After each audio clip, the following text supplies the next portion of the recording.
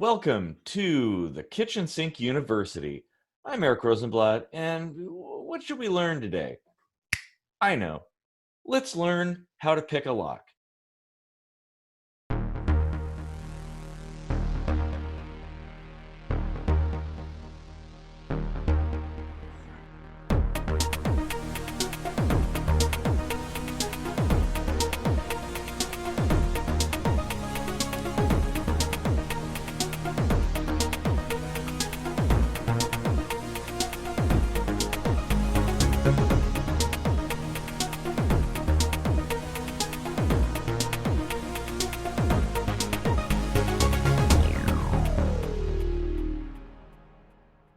So, here we have a typical padlock. This one's transparent, so you can see what's going on inside. In order to pick a lock, one must first understand how they work. Whether it's a padlock or a door lock, the mechanism is virtually the same. You have a cylindrical plug into which is cut a series of channels. In this case, there are six. Each channel has two pins and a spring. The outer layer of pins are the same length, and the inner ones are unique to the cut of the key. Ever wonder why keys have a shape with all those ups and downs? Well, wonder no more. Each cut corresponds to the length of the inner pins. And when a key is inserted, it pushes all those differently length pins against those on the outside of the lock, aligning them with the shear line. With the lock mechanism no longer having an impediment to its rotation, it can now turn freely, opening the lock. So, how does this relate to lockpicking? Well, every lock has slight imperfections in its manufacture.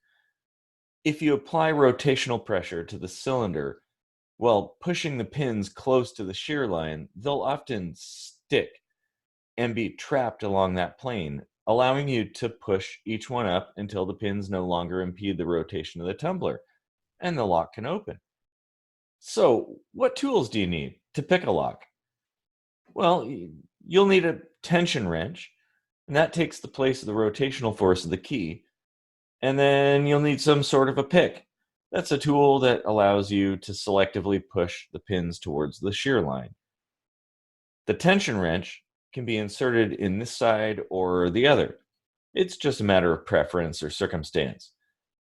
So, with the lockdown, you insert the tension wrench, apply light pressure in the direction that the lock turns, and then use the pick to push the pins to the shear line.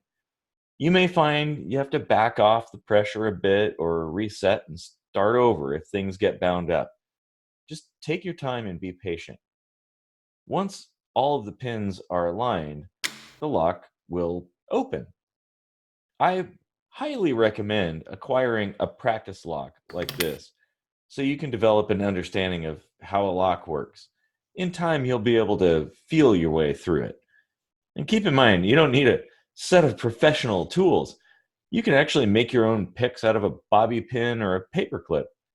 Well, in fact, I'll explain how to make your own lock pick right now using nothing more than a paperclip. Okay, so you got your paperclip. First, you're going to want to straighten it out, leave the last part bent. Then grab some wire cutters and cut the paperclip about 2/3 of the way down. Fold the straight piece in half and form the end in a sort of a U shape. Then, using some pliers, put a right angle bend in like this. Now you have your tension wrench. So, with the remaining bit, you'll make the pick. Put a small bend in at the very end. And then, with that unstraightened part, form some sort of a loop. This gives you something to hold on to control the pick. Okay, back to the lock. You got your tension wrench, you got your pick. Same thing as before, you put your tension wrench in the lock and apply light pressure in the direction of the lock rotation. Use the pick and push the pins to the shear line, and with any luck, bam, the lock is open. It's as easy as that. But wait, isn't it illegal to possess lock picks? Nah, as long as you're not breaking into things. In most jurisdictions, it's all good. After all, most burglars don't waste their time picking locks. They'd rather throw something through a window or kick down a door. Lockpicking tends to be reserved for hobbyists, hackers, and professionals, or spies. So get yourself a lockpick kit or make your own and get a practice lock. And remember, try, don't be afraid to fail, learn, and teach. Class dismissed.